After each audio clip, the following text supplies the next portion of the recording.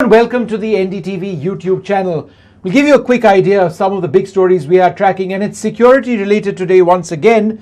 The Army Chief made an important statement earlier on in the day when he said that the Balakot terror training camp, which India had struck with the Indian Air Force on the 26th of February, has reopened. Now, we asked further, and it emerges that this camp has restarted, and information of this started coming in about 3 to 4 days back. Now, this is that terror training camp that we are talking about. It's in a place called Bipin, that's south of Balakot in Pakistan. This was the camp which was attacked, and you can't really see the impact of the Indian Air Force's Spice GPS-guided bombs that were used because of the resolution of this image. It's only if you zoom in significantly that you can actually see on one of the structures to the north of this building that you can see 3 Spice 2000 bombs having struck this target. So let's just take another close-up look of it, of these 3 particular hits. But what remains absolutely clear is that these 3 buildings which were struck on the 26th of February are back in operation again. This entire site is back in operation once again. Now, let's put this in context for you. The Army Chief made this statement, and further information that we have indicates that 450 to 500 terrorists could be either at terror launch pads or at terror training camps like the one in Bipin near Balakot. Now, that's double the number that we've seen in the last 3 years. The nature of the threat presently is far more serious ahead of the festive season than we've seen in the past. Remember, there are security alerts which tend to come in ahead of the festive season, but this time around, the quality of the intelligence gathered, we are told from our sources, is substantially more. Now, a few more details of this. As many as 60 terrorists, we are told, have entered in the last 2 months across the line of control and the international border. So it's not just Jammu and Kashmir we are talking about the overall state of infiltration. And there are 4 to 5 terror launch pads which exist presently from where there is a real concern of infiltration having taken place.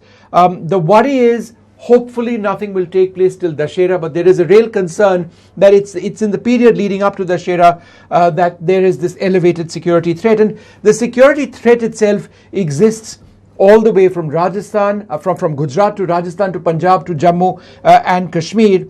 And in terms of a response, our response will be at any level, any range, anywhere, is what our sources have told us. Now, the 15 Corps, and if you just come over here, that's the Army's primary formation in the Srinagar area. Army sources telling us is not just a defensive force, it can also be used for offensive operations. Now, the government has spoken about military options in Pakistan-occupied Kashmir, going well beyond surgical strikes, and that, I think, is an indicator right now of where the government is actually looking. Will there be strikes as far as Gilgit-Baltistan is concerned? Will there be strikes in the Skardu area? We don't know right now, but from my sense, the security apparatus is now waiting and watching and hoping, in a sense, that there is no attack in terms of a terror movement from Pakistan, because if there is, then along the line of control, wherever these terror camps do exist, there is a possibility that India's response to those terror camps and those terror launch pads will be substantially more than what we've seen in the past. And it's an absolute clear message also by the Army Chief that that he retains the right, on the basis of several plans which are available to him, to take the best decision which is available, and obviously the government would be advised of that decision. Keeping the situation flexible in terms of response, not having any one type of response which can be predicted by Pakistan, is something which the Army believes is in its advantage.